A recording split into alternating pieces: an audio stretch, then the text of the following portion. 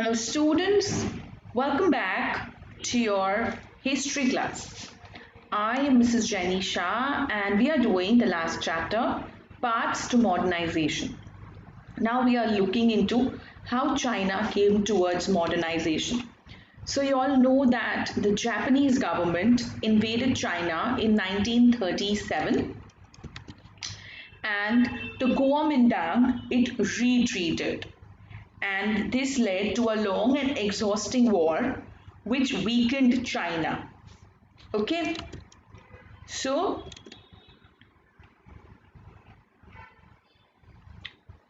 basically, the Kuomintang, that was the National People's Party, it emerged as a major force to unite the country.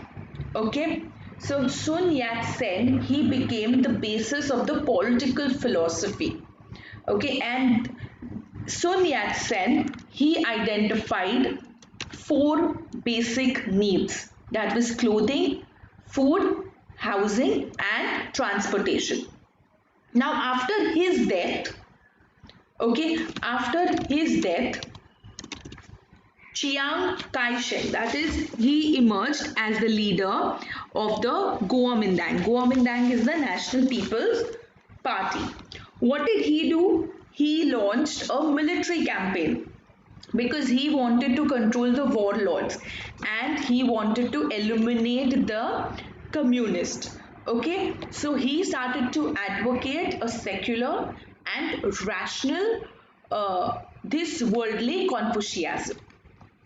Okay, so he started to militarize the nation. Okay, his main aim was to militarize the nation. Okay, so he started to encourage women to cultivate the four virtues in the families, and he started to tell the women that, chastity, appearance, speech, and work, these are the most important virtues, and you all have to incorporate this in your family life. Okay, so but unfortunately he failed. He failed because he had a very narrow social base and he also had a very limited political vision. Okay, he used to ignore the peasantry and social inequalities, and he only wanted to impose military power. So this led to the rise of the Chinese Communist Party. Okay, so when the Japanese invaded China in 1937, Kuomintang he retreated. Okay, and the long exhausting war that was already there, it started to weaken China. Prices started to rise by 30% a month, and this utterly destroyed the life of the ordinary people. Now you imagine if the price of basics like the food you eat or the transport you travel in increases 30% a month. So in this span of 3 to 4 months, it's going to become double. It's going to increase by 100%. So how do the ordinary people live in such circumstances? So this destroyed the life of the ordinary people. Rural China faced two crises. One was the ecological. Okay, one was the ecological, with because of the soil exhaustion, deforestation, floods. And the second problem that they faced was a socio-economic problem. This was because of the exploitative land tenure system. So because of this, they became indebted, indebted to a lot of people. They also had primitive technology and poor transaction system, and hence they could never come out of the indebtedness. So CCP, that is the Communist Party of China, it was founded in 1927, soon after the Russian Revolution. The Russian success had exercised a powerful influence around the world, and leaders such as Lenin and Trotsky, they went on to establish the Comintern or the Third International in March 1918. They did this to bring about a world government, and this could end the world exploitation. The Comintern and the Soviet Union supported the communist parties around the world, but they worked within the traditional Marxist understanding that revolution would be brought about by the working class in the cities. Its initial appeal across the national boundaries was immense, but it soon became a tool for the Soviet interest and it was dissolved in 1943. So the Soviet support to spread the ideology increased. Traditional view of the Russian communists and the urban workers, they believed that the urban workers would be the revolutionary force.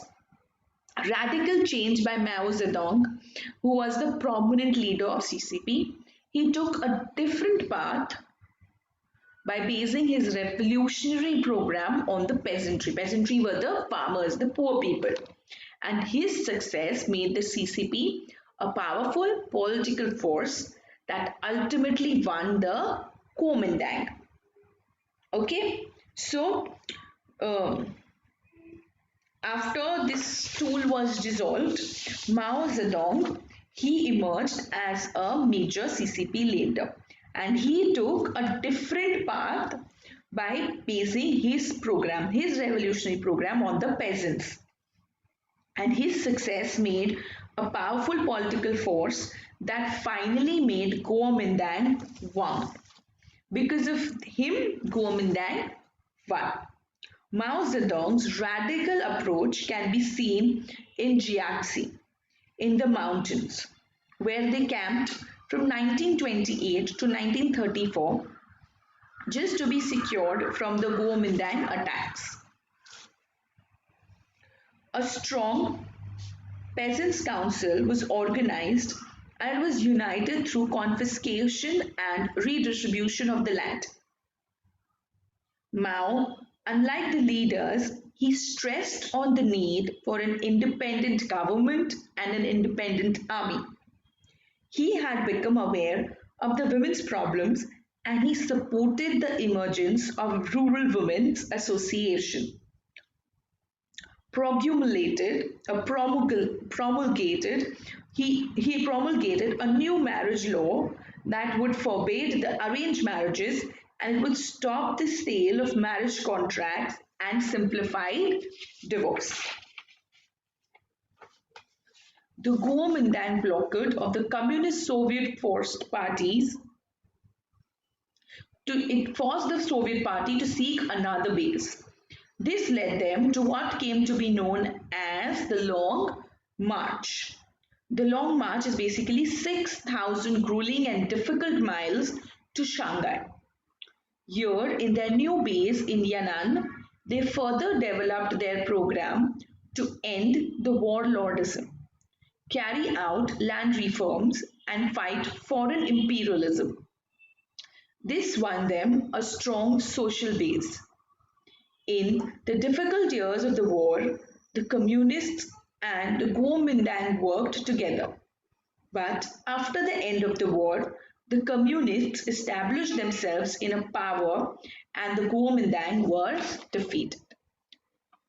So what happened is Mo he set up a new camp and in the mountainous area of Jiangxi and he camped here to secure himself from the Kuomintang attacks. They camped here from 1928 to 1934. A strong peasants' council was that time organized, and this council was united by confiscating and then redistributing the land. Mao stressed on the need of an independent government and army because now he was aware of the women's problem and he especially wanted the rural women to emerge. The Kuomintang blockade of the Communist Service Party it forced them to seek another base, and this led them to go on the Long March from Jiangxi to the new base that is Yan'an, which was 6,000 miles away. So the CCP developed their program End Warlordism to carry out land reforms and fight foreign imperialism. Its consequences, importance, CCP emerged as a strong and popular party in China under Mao. In the difficult year of the war, Communist and Kuomintang worked together. But after the end of the war, the Communist Party established themselves in the power and Kuomintang was defeated. So during the difficult years, they worked together side by side. But after the war, Communist Party established themselves and Kuomintang was defeated. The spelling of Kuomintang over here is different from the one in the book. Please follow the one in the book. Now, establishing the new democracy.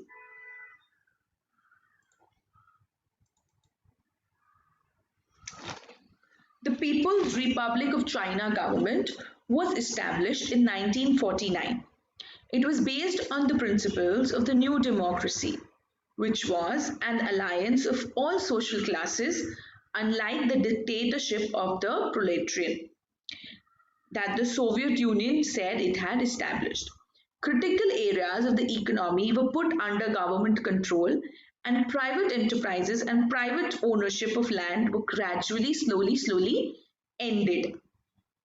This program lasted till 1953 when the government declared that it would launch a program of socialist transformation. The Great Leap Forward movement, launched in 1958, was a policy to galvanize the country to industrialize rapidly. People were encouraged to set up steel furnaces in their backyard, and in the rural areas, people communes, that was, the land would be collectively owned and cultivated. So, communal land was started. By 1958, there were 26,000 communal lands covering 98% of the farm population. Mao was also able to mobilize the masses to gain the goals set by the party. His concern was with creating a socialist man who would have five loves: fatherland, people, labor, science, and public property. Mass organizations were created for farmers, women, students, and other groups. For example, the All India Democratic Women's Federation had 76 million members, and the All China Students Federation had 3.29 million members. These objectives and methods did not appeal to everyone in the party. So, in 1953-54, some of them were urging more attention to industrial organization and economic growth. Liu Shaoqi and Deng Xiaoping tried to modify the commune system as it was not working efficiently. The steel produced in the backyard furnaces was unusable industrially. So now we look at the new democracy that was established. The People's Republic of China was established in 1945, and this was based on the principle of the new democracy. Economy was placed under the government control, and private enterprises and private ownership of the land was abolished. Okay, so people had to set up steel furnaces in their backyard, and people communes, that is communal lands, were started in the rural areas. Mao was very successfully able to mobilize the masses and to attain the goals that were set by their party. But his main concern was creating a socialist man, which had five loves. One was fatherland, second people, third labor, fourth science, and fifth was the public property. After a few years, the commune system, that is the communal land system, it was modified, and also the backyard furnace were giving out steel, were producing steel, but this was unusable by the industries. Mao Zedong. The people and the people alone are the motive force in the making of the world history. Now, there was a conflicting vision. The conflict between the Maoists wanting to create a socialist man and those who objected to his emphasis on the ideology rather than expertise. There were some who feel he was very ideological and he was not thinking practically.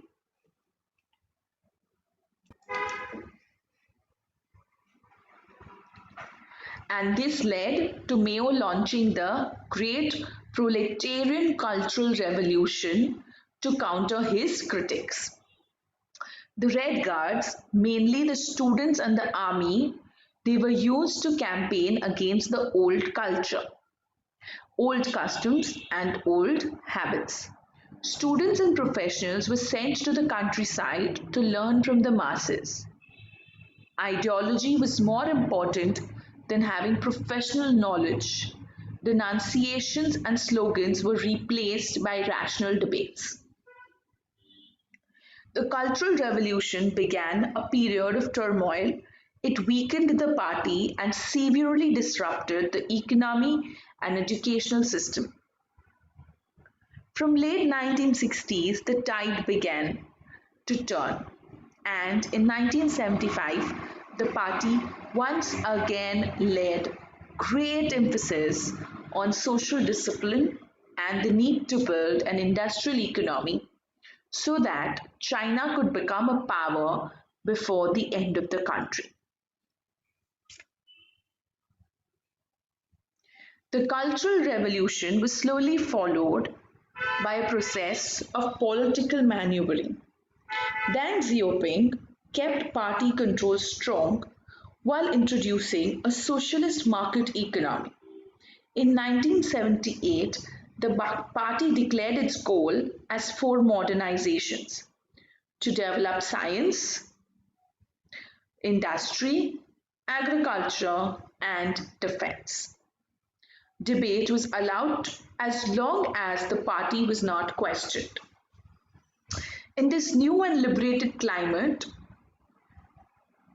and on May 4th movement, 60 years earlier, there was an exciting explosion of new ideas.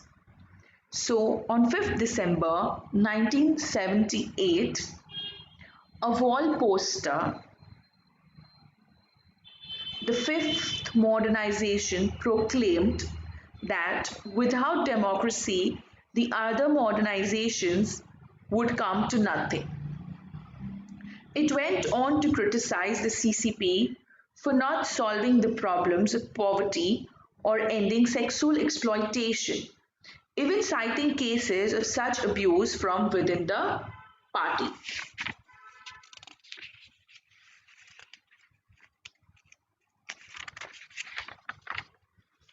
These demands were suppressed, but in 1989, the 7th anniversary of May 4th movement, many intellectuals called for a greater openness and an end to ossified dogmas. The student demonstrators at Tiananmen Square in Beijing, they were brutally repressed. This was strongly condemned around the world. The post-reform period has seen the emergence of debates on ways to develop China.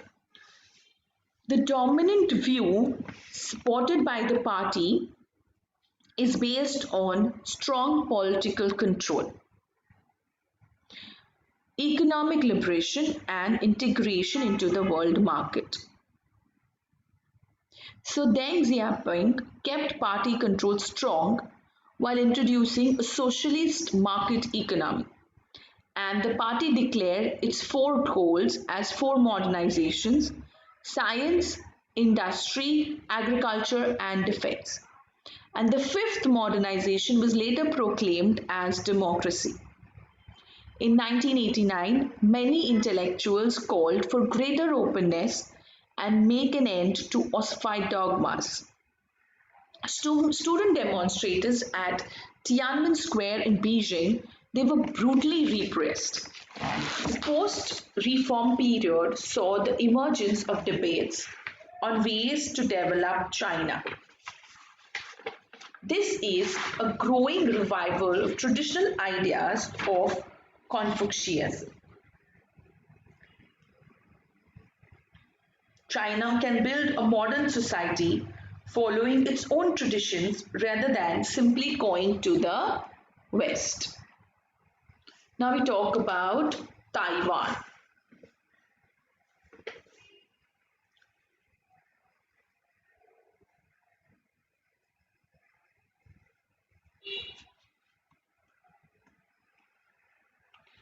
Chiang Kai-shek, he was defeated by the CCP and he fled to Taiwan in 1949 with over 300 million US dollars in gold reserve and other precious items, and he established the Republic of China. Taiwan had been a Japanese colony since the Chinese ceded with it, in the 1894-95 war with Japan. The Cairo Declaration and the Potsdam Proclamation, it restored the sovereignty to China. The GMT under Chiang Kai-shek established a repressive government. Freedom of speech and political opposition was banned. He excluded local people from positions of power and they introduced land reforms to increase the productivity and modernize the government.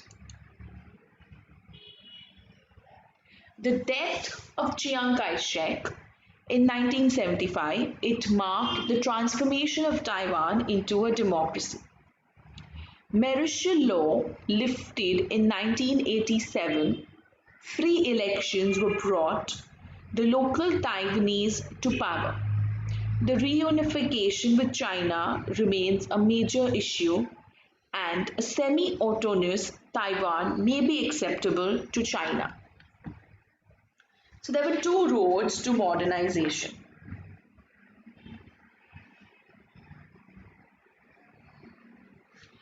The histories of Japan and China show how different historical conditions led them on the widely divergent path to building independent and modern nation.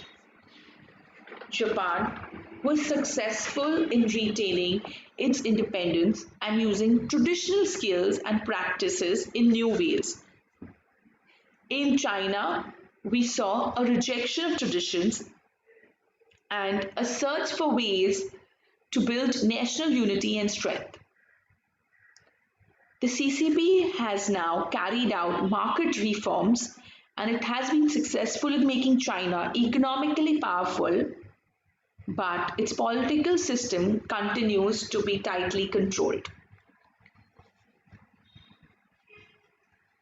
This is the physical world map.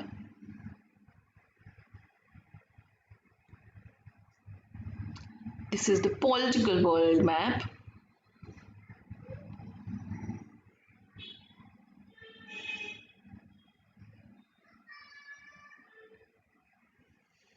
Continents, I'm sure you all know.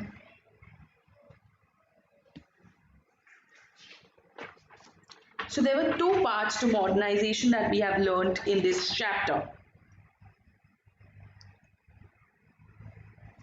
I want you to read the conclusion of the book on your own. And with this, I'm going to end this chapter today.